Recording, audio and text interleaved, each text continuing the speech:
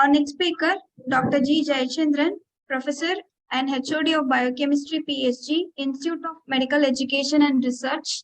He is the pioneer of instrumentation workshop. He did his MBBS from Preliminary Medical College. After 6 years of general practice, he graduated MD Biochemistry from Madras Medical College. He has 20 years of experience in clinical biochemistry laboratory. His current area of research is untargeted metabolomics. He is the NABL MLAP assessor and NABL technical assessor. He is currently the representative of AMBI Tamil Nadu.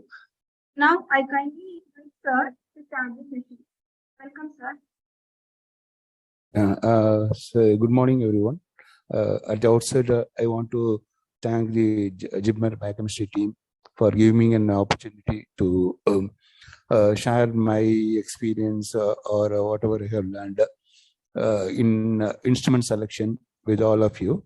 Maybe I think you can, this will be a little more informal session. You can ask question on the go itself in the chat box. I am keeping my chat box open so I can say respond to your whatever queries you have got. Okay, right. So, right, let us start with this. Okay, LABMED.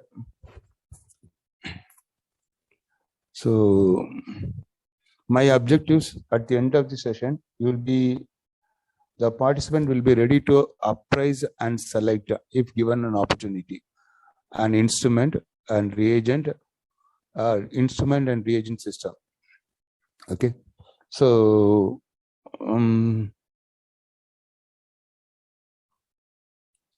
what do you think about this thing? Just reply in the chat box.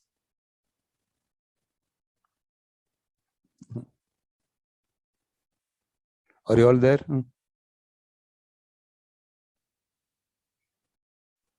What do you see from this picture? What is your reflection?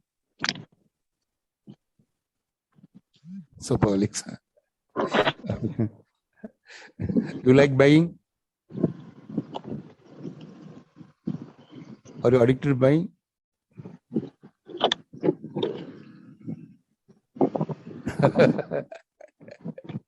Okay, so if instrument selection and buying also easy for you. Right. Tell me, okay, we'll see.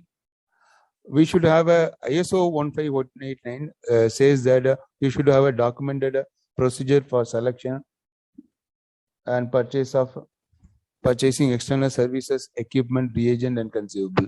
You should have a documented procedure. Okay. The thing is that we'll start with when you want to have an instrument. Okay. What makes you to have an instrument? Okay. What's the indication? Okay. When you want to buy an instrument, or what makes you to go for a new reagent? What is the trigger for the purchase as a whole? Can you answer in the chat box?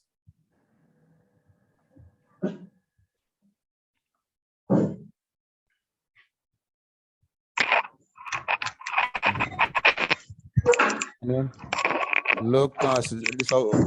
If at all, why you want to buy an equipment? Okay, at what point you will decide that I want a new equipment?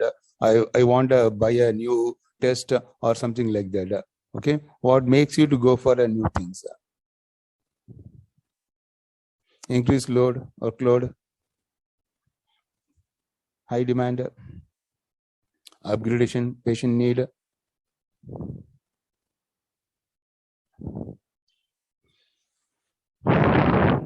Okay, so what's the indication? Actually, if there is a upgradation or a planned expansion or something like that, okay, so you want to buy an equipment.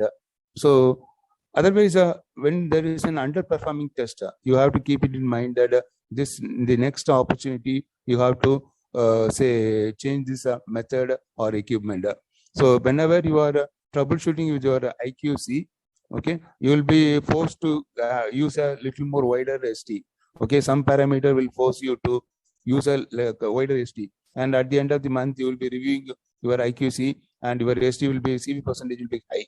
Okay, and in that case you have to keep it in mind that this parameter is not doing well. Okay, if I get an opportunity, I will change this. Okay, other thing is a user need. Suppose a gastroenterologist come and tell you, I want a fecal okay, elastase getting done, get it done, okay, or something like that. Then you need a method. Okay, so this is how the trigger for a new method or equipment will come. Okay, and once you get the say this trigger also, don't jump into the conclusion for buying an equipment.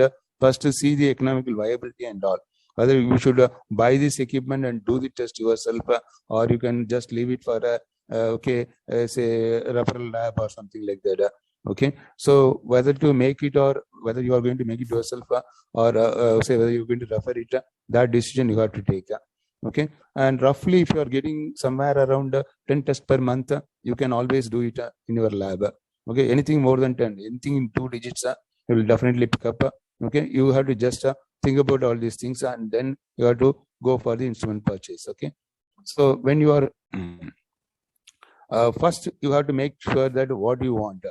Okay, what throughput you want, what technology you want, what design qualification you want. Okay, so if a lab is having some 400 tests per month, okay, 400 tests per day, okay, or let us say a lab is having maybe 1,000 tests per day, we'll say round 1,000 tests per day. Okay, and what throughput will aim at? If a lab is having a 1,000 tests per day, say 1,000 biochemistry tests per day, what throughput you will be aiming at? Roughly make a calculation and tell me what throughput you want to have.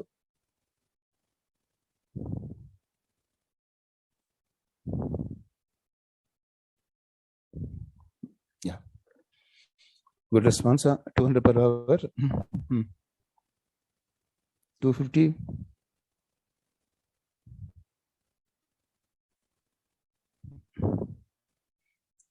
So if you are having 250, you can finish your workload in 4 hours. Why you want that 250? I think is that always better to go for something like this. Maybe in my lab, when I did the calculation, I am having more than 20 times what is our requirement. Okay, whatever almost whatever say samples are there, I can complete in 1 hour, something like that. Okay, 1 hour, 2 hours, like that. I am having that. Okay, so lab, though it is a say we are having 1,000 samples per day, the samples have got some pattern. They will all come in the morning, and think of at least 10 times see whatever the throughput is needed. You go for that. Okay, and 10 or 20 times. Okay, and hope that there will be an expansion and go for 10 or 20 times. We are easily getting a good throughput systems. Okay, and look for what technology you want, what design qualification. Design qualification, you have to be very careful. Okay, sometimes you buy an electrolyte analyzer, but it cannot be used in urine. Okay, so then for urine you have to go for another test or another equipment. So whatever design qualification, what it is meant for, okay, that you check it. Okay, and say after checking what are the instruments available, what is the throughput, and what is the technology, what exactly you want, okay, around what figures you want, okay, then you have to prepare, and you have to convince your management. There will be always some people to get convinced, okay, and what point you are going to sell. Okay, and better to sell vision. Okay, from this time, this much time, when you get this equipment, in 6 months my TAT will come down like this. I will be able to cater this much people. Okay, our lab will grow like this. Okay, that type of vision we can sell, and most people will be okay, asking you about the return on investment and economical point of view. All the things you have to be prepared. You should know what is happening in your lab currently, and what is the projected things, and all that knowledge you should have. Just like that, you should answer, and you should get this approval and all. Okay. After that, you have to call for proposal. Okay, that means you have to communicate to the equipment committee, say companies, to submit proposal or something like that. For that, you need a brief brief specification. Okay, so the specification should not be too narrow and it should not be too wide.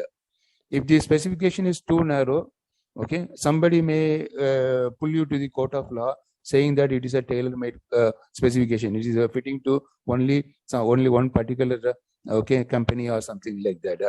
Okay, if it is too wide, what will happen is okay, many different equipments will come in, and you will not be able to compare.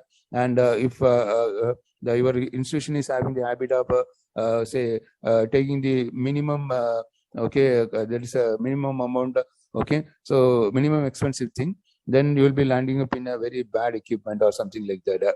So just balance it. Okay, you used to get this. Okay, what is this? What is this the photo about?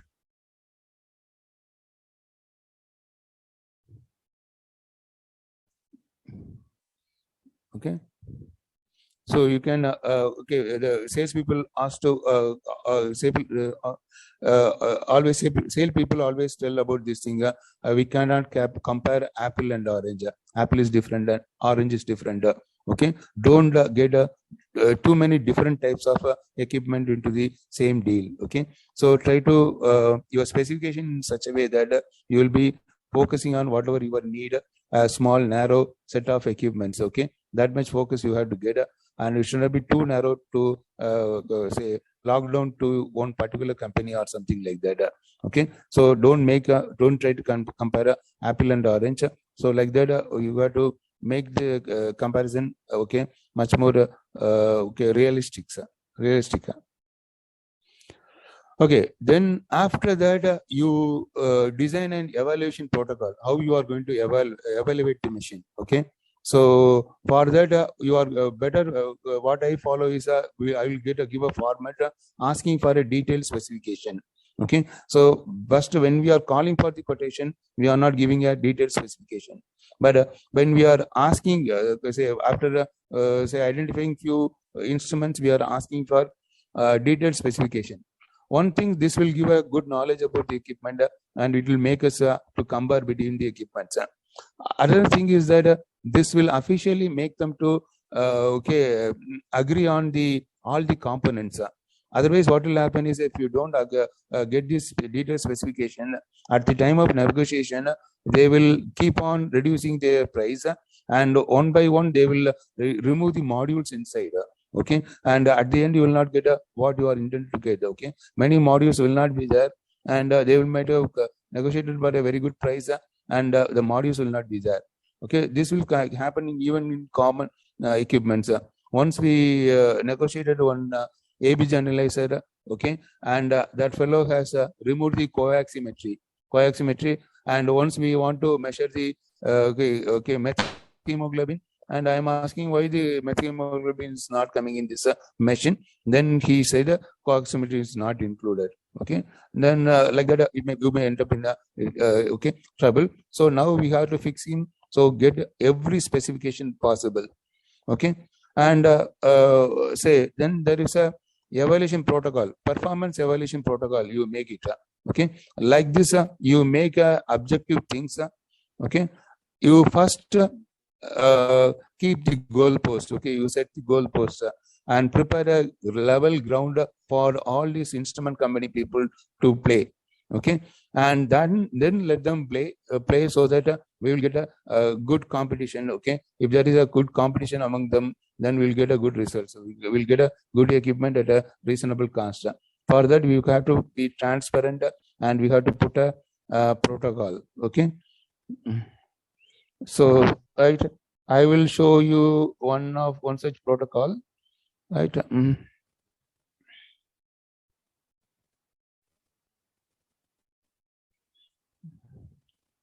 This is for a semi-auto analyzer. Okay, I am asking for the cost and all. Cost in Indian okay rupees, and I am asking about the light source. I am asking about the flow cell. I am asking about the parameter setting. I am asking about the memory. What is it? Say interfacing is possible or not? Weight, lamp cost, tube cost, okay, cleaning solution cost, probe, okay, guarantee period, number of preventive maintenance, response time in case of breakdown, guaranteed uptime, okay, consumer support availability hours, service engineer where he will be, okay, what will be the AMC charges, okay, all that thing, okay. And after asking all these technical specification and service specification, I am giving a protocol to him, and the protocol says that we will be doing a precision run on a sample of approximate value, and then there will be a okay, this will be a carryover run, okay, carryover run like that. I am giving them, this is the protocol for performance evaluation, and this will be run on all equipments for comparison, right? Like that, I am giving a protocol. This is for a semi-auto, and we have got such a protocol for the fully auto also. And fully auto, we have got, it runs in around 17 pages or something like that. Okay, so that is okay. That's how for biochemistry part we have got some 17-18 pages. For immunology part we have got 17-18 pages, and for say middleware we have got some 17-18 pages.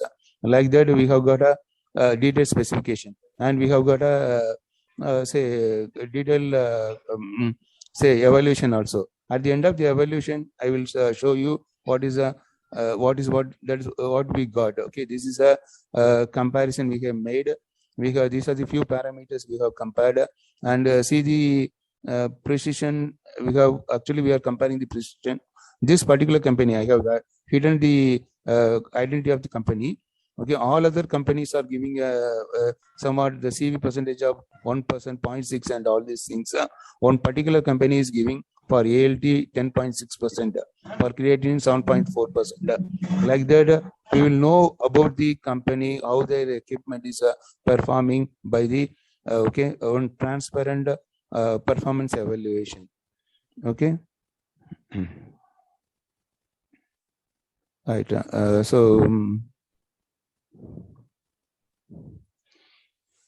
Okay, then after getting all the information, you go for the instruments demo. Instrument demo, there you have to verify your specification. Whenever the instrument demo is shown to you, ask them first, listen to them completely, and after that ask them to open the cover and show the process one unit by another, what was there, okay? And say, check with the whatever specification they have submitted, whether it is there or not, okay? And see how the workflow, and whenever the workflow is there, see where will be the in which part of the process there will be a chance for carryover and all these things. Look for any clues for okay, any okay, any poor designing, okay. And as you are seeing the equipment itself, maybe in some other lab you will be able to see the performance there and all these things.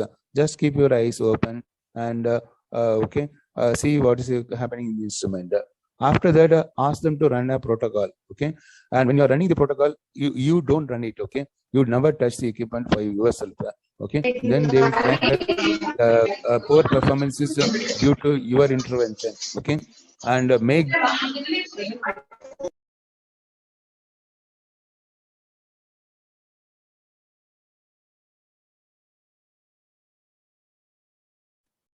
okay, be sure that you are witnessing all the things, okay? If you don't witness, they will change all the things, okay? So so you go there, you witness, and okay, get your performance evaluation done, okay? And the performance evaluation you are going to analyze it. For any equipment, okay, there are so many performance characteristics, and out of that, for an instrument, precision is the most more towards the instrument than the reagent or anything. And another thing is the carryover. So mainly look for the precision and carryover, and look for any evidence of how is the uptime, how they look like, say, sturdiness of the equipment, what is the ease of operation, okay? All these things you look at, but mainly you focus on the precision. That will give an idea about how good the instrument is. Okay, this is for instrument. For reagent, what you have to do is you have to go for which method is okay, you feel that will be good, okay? So that method you have to look for, and you go for an appropriate pack size, okay? And be careful, because some people will sell the inappropriate pack size, very big pack size, and at a little cheaper cost, you will be comparing the pyramidal cost, and the cost will come low, and you will order it. Okay, you will select it, and but the end you will be ending up with a very big pack size, and you have to more than half of these pack size you have to pour it into the grind. Okay, so just make it appropriate and ask them to similar pack size, ask them everyone to quote it, then only it will be comparable. It is your job to make it much more comparable, then only you can get the best out of it. Okay, in case of reagent, the sensitivity of the reagent, that will be the most thing. Linearity and sensitivity, it is like it's difficult to balance. Okay, if you give good sensitivity, your linearity will come down. Okay, and if you are giving a much higher linearity, sensitivity will come down. Okay, you should understand this, and equipment, say reagent having a balance between these things will be a better choice. Okay, and for other things like interference and other specification, compare their okay, whatever specification they are submitting, you just you compare them. Okay, get the detailed specification and compare them. Okay, if you are negotiating for a closed equipment, okay, evaluate the reagent and instrument together, identify the key parameters. Okay, for example, you select one in okay 340 nanometer, one in 420 nanometer. You select an alkaline phosphatase, an SGOT, and commonly used glucose you can take.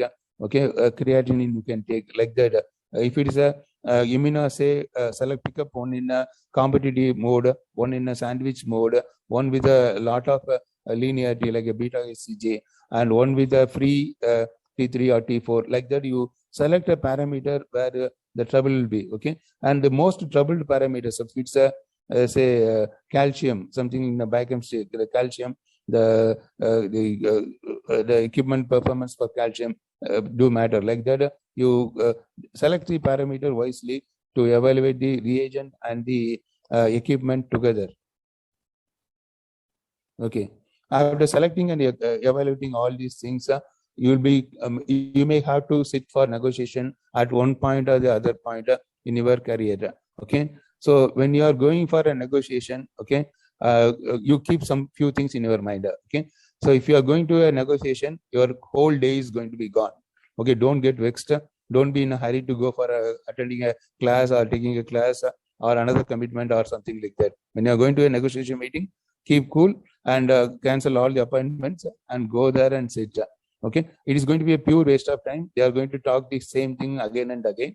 Okay, just sit there and enjoy some cashews and be there. Okay, so they will be talking whatever they want to talk again and again, the repeated fashion. You also talk in the same way. Okay, you talk about your institution and all these things in a nicer way, right? And they will be there are some standard things they will tell about their quality is good, their cost is good, and then you have to negotiate in a different way. Okay, suppose they will not give a more than 2-year warranty, most of the people will not give. Okay, and you can ask for a 2 or 3 more years warranty, and if they say that that's not a standard practice or something like that, then you have to ask them whether they don't believe in their own equipment or something like that. There are some negotiation skills are there. Okay, so just sit back, enjoy the negotiation skill. It will carry on. Okay, so it may go to the evening, it may go into the night. Negotiation is a different thing. Okay, you learn about that and enjoy your negotiation. And at the end, you are going to buy one thing. Okay, it may not be always the best thing we are going to buy. We may buy the second best thing, but be aware of it. Okay, until which quality you are going to allow, which quality you are not going to allow. Okay, there are many ways of buying. Okay, you can buy good things at a cheap price. That's the best way to buy. Okay, good things in a costly way. Okay, bad thing in a cheap way, bad thing in a costly way. And according to me, anything good, whether you buy cheap or costly, is going to be okay. Okay, that will serve your purpose.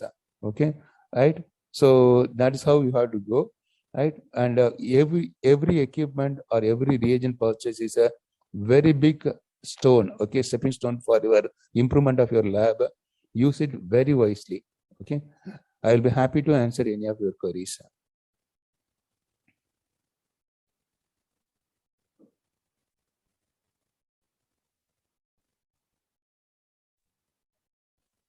Please post queries in chat box.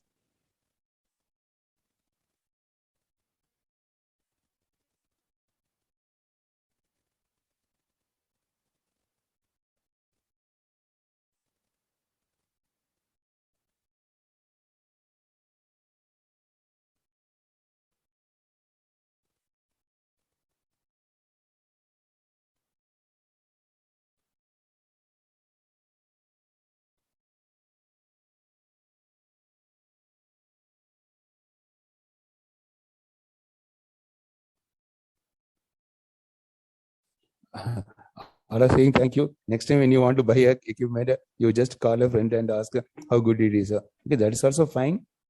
But still, right?